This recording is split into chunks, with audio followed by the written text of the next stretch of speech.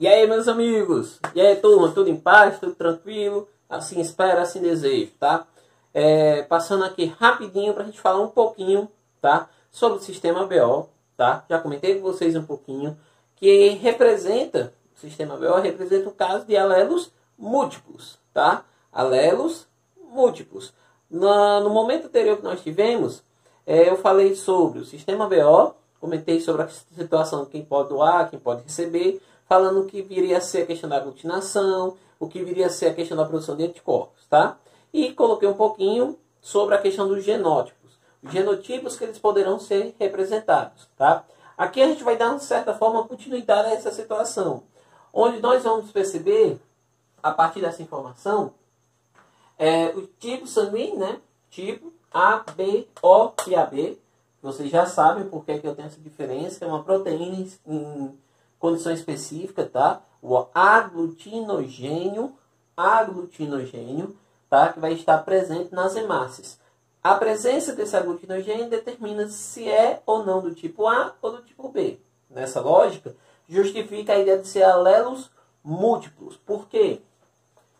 Quando eu observo na situação do código genético apresentado aqui, eu vou perceber que o isão aqui representado, ele quer dizer que a hemácia ela vai ter uma determinada proteína, tá? Essa determinada proteína, que é o aglutinogênio, apresenta o isão. Onde a ideia do alelo múltiplo seria por quê? Porque eu posso ter o A ou o B. É isso que caracteriza alelos múltiplos. Uma variação que eu vou identificar aqui, tá? Nessa mesma linha de raciocínio, eu percebo a variação alelos múltiplos. E aí, o izinho em questão entra na jogada, indicando que não há a presença dessa proteína. Quando isso ocorre, eu chamo do tipo 0, tá? E aí, por conveniência, nós chamamos tipo O, levando em consideração o quê? A, B, ok? A, B, O e AB, tá ok? Por isso que a gente leva nessa situação, nessa configuração, ok? Pois bem, eu fiz aqui um quadrinho, tá? Um quadrinho de Punnett, tá? Para quem já deve estar assimilando essa ideia, tá? O quadro em questão, ele vai te ajudar a fazer o cruzamento, tá? Observando que esse cruzamento, quando a gente realiza ele, nós vamos perceber que com a prática perde-se a necessidade de fazer sempre esse quadrinho. Isso aqui é só para a gente reforçar, tá? Depois, quando você já tiver prática, não é necessária a construção dele, tá? Isso para resolver questões que não vem exigindo, tá? Essa situação, ok? Porque intervenção divina, nem todo mundo passa por isso, né? Receber a informação, né? Então, o quadrinho dá essa noção que você compreende como ocorre o cruzamento, tá? Aqui eu coloquei uma situação em que o indivíduo do tipo sanguíneo A, cruza com uma mulher, vamos dizer assim, um casal do tipo B. Então eu tenho uma pessoa do tipo A e eu tenho uma pessoa do tipo B. Nessas duas situações, então, eu vou lembrar que a primeira lei defende que é a separação dos gametas, tá? Ocorre a separação dos gametas. Essa situação é gerada a partir de que eu tenho um código genético que na hora que tem a divisão celular, acaba ocorrendo a separação.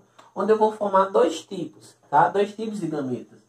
Um representando o isão-azão e o outro izinho, tá? Ocorreu a separação dos gametas, tá? O alelo em relação aos gametas. E aqui no da mulher, eu tenho a formação de óvulos, tá? E aí eu vou ter essas duas opções. Lembrando, aqui eu estou dizendo que tem dois tipos de cada em relação às opções, não em relação à questão numérica, tá? Questão numérica a gente compreende que espermatozoides vão ser milhares e na questão do óvulo, um por vez, tá? Salvo situações específicas, tá? Mas no geral é essa situação. Então, fiz só apenas separação, jogo na minha tabelinha.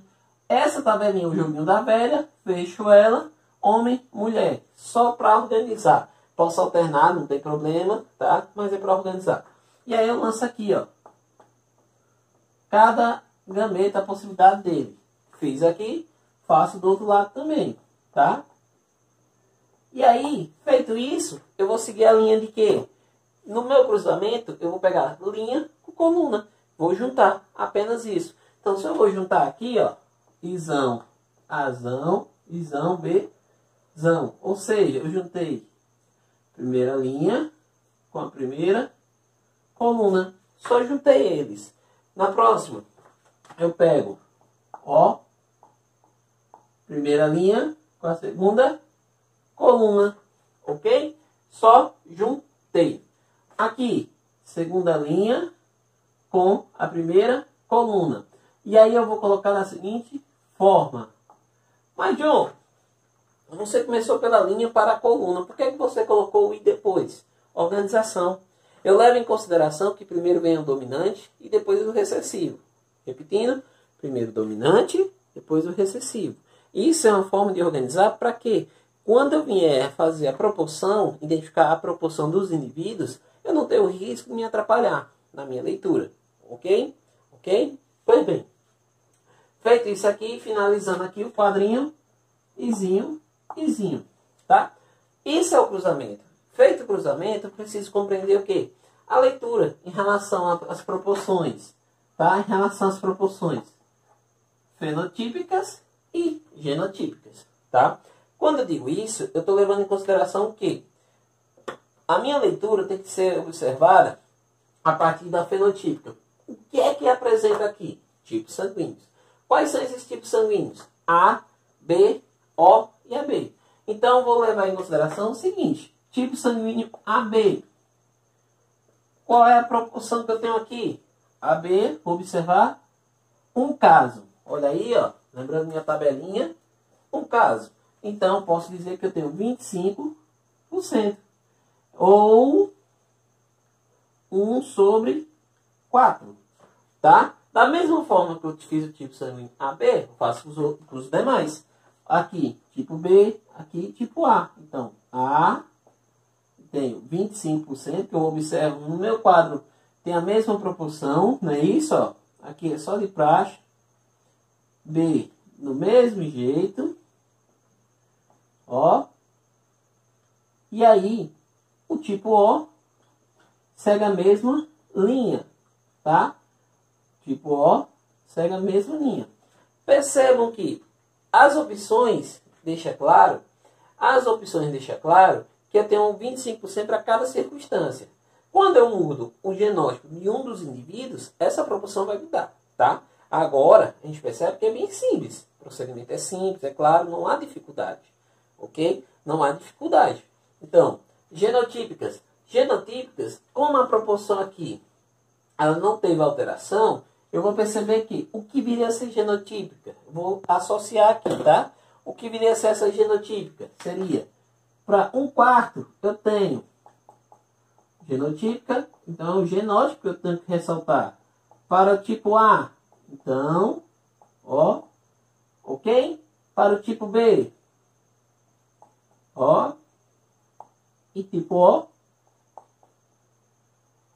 Nessa situação, entenda, meus queridos, que eu tenho que colocar... Por que é que eu tenho que representar no quadro ou numa questão? Porque eu posso correr o risco de não interpretar direito a questão no sentido de que aqui eu coloquei o genótipo já bonitinho, todo direitinho, para esse exemplo. Mas pode ter questões que não venham com a representação do genótipo. Pode vir ela vindo de uma forma perguntando, por exemplo, qual a probabilidade deste casal apresentar uma pessoa do tipo sanguíneo A homozigótica? Uma pessoa do tipo sanguíneo A homozigótica. Você precisa entender esse termo. Tendo noção desse termo, você vai compreender que, se é homozigótica, ó, aqui a representação, essa representação está lá no quadrinho? Não. Porque na minha representação do tipo sanguíneo A é heterozigótica. Ok? Então fica aí a informação relacionada ao cruzamento usando o sistema BO, levando em consideração as informações genotípicas e fenotípicas da circunstância e o fato de serem alelos múltiplos. Bora finalizar essa parte aqui de alelos múltiplos, tá ok? Tá ok? Professor John Moreira falando aqui de alelos múltiplos, ou melhor, finalizar, meus amigos. Vamos finalizar essa parte de alelos múltiplos para dar continuidade na genética, tá?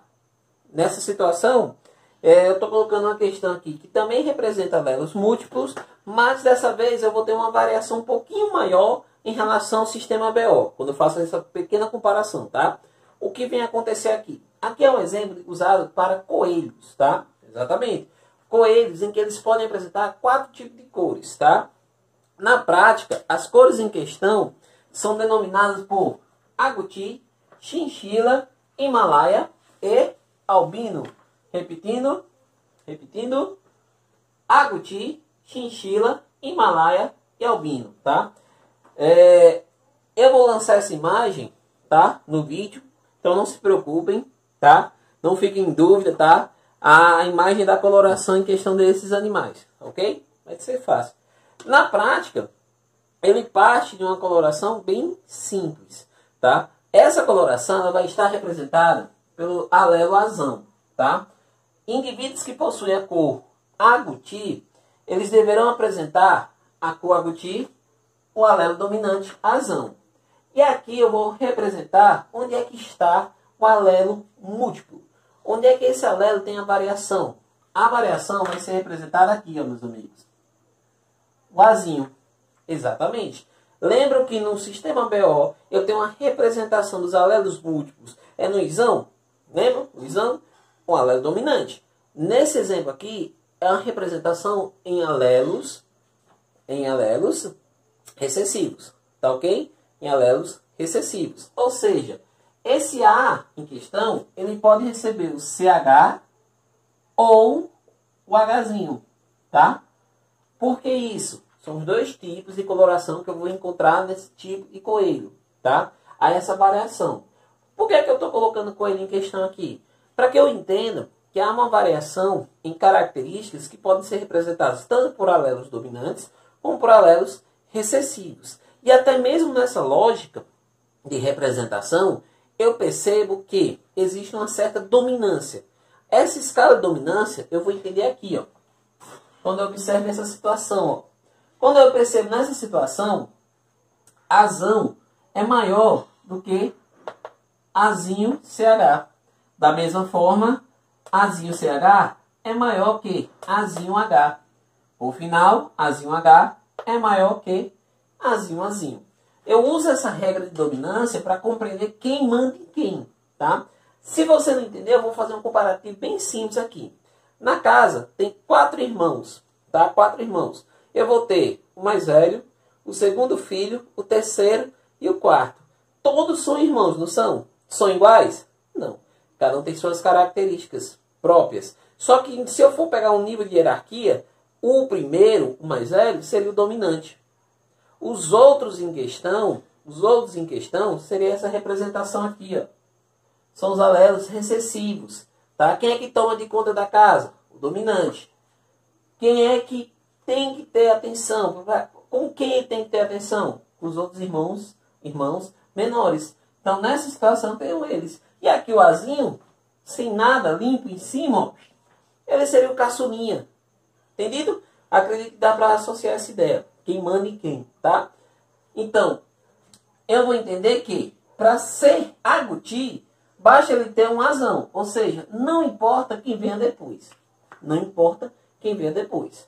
Do mesmo jeito, aqui, ó. Ele vai ser chinchila toda vez que ele tiver um azinho CH. Sem, lembrando, sem o dominante.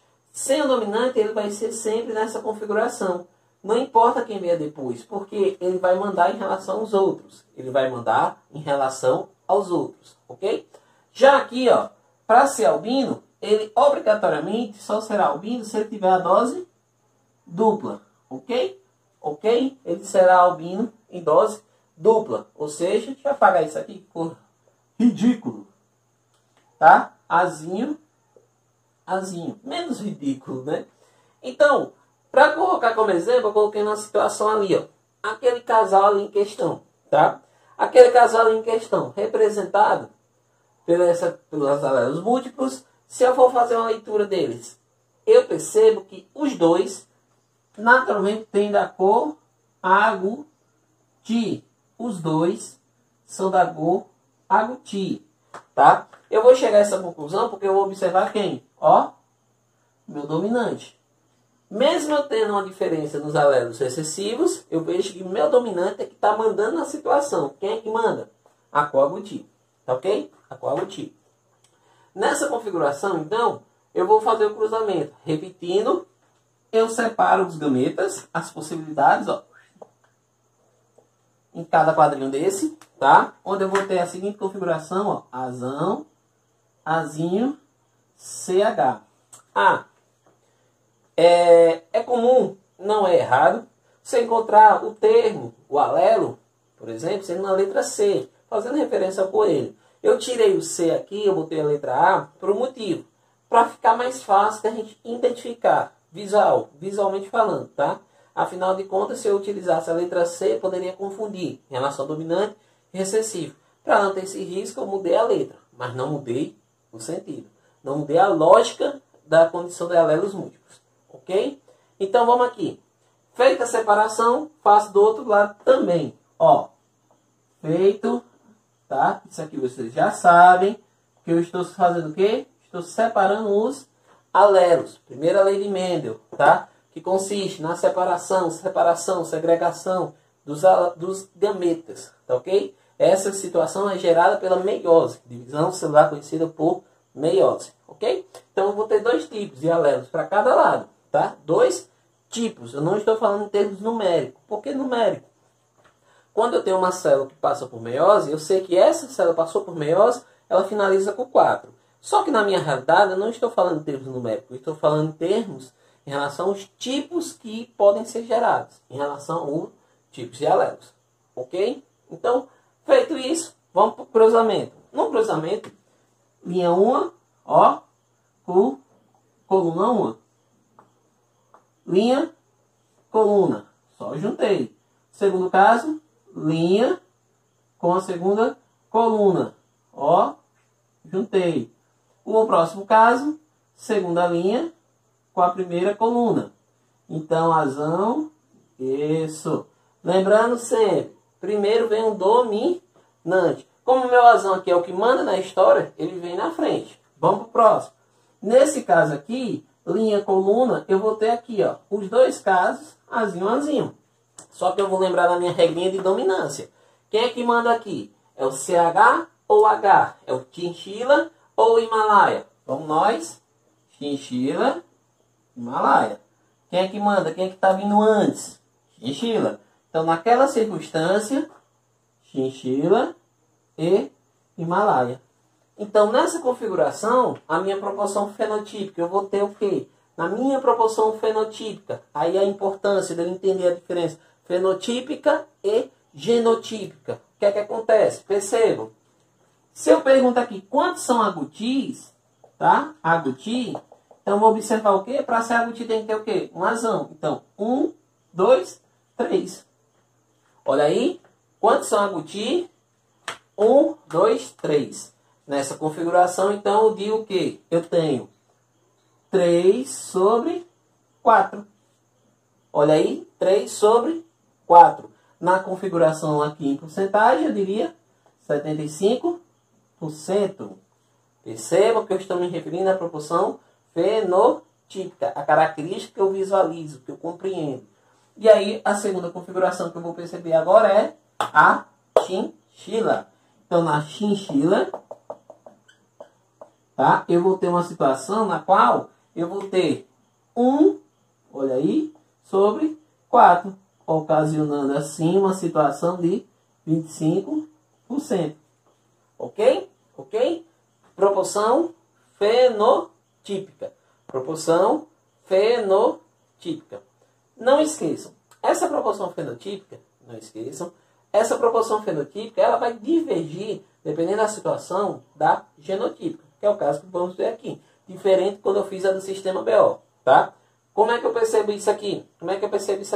Ó, genotípica, eu vou botar o genótipo. Então, para cada um, vou só transcrever aqui, ó. Só transcrevendo, tá? Então, o que é que eu vou perceber? Para cada um, a realidade é... Para cada um, a realidade é 25%. para cada um, a realidade é 25%, tá? Ou eu posso até dizer em fração 1/4, tá? Lembrando, essa proporção é genotípica. Genotípica é o gene em questão, como é que ele está escrito. Fenotípica é como está expresso, como eu vejo, como se comporta. São distintas. Essas duas situações são distintas. Ok? Então aqui foi mais um caso de alelos múltiplos, finalizando assim essa ideia. E aí, para a gente dar continuidade. Ok? Abraço, fiquem bem. Professor John Moreira. Tchau, tchau, meus amigos.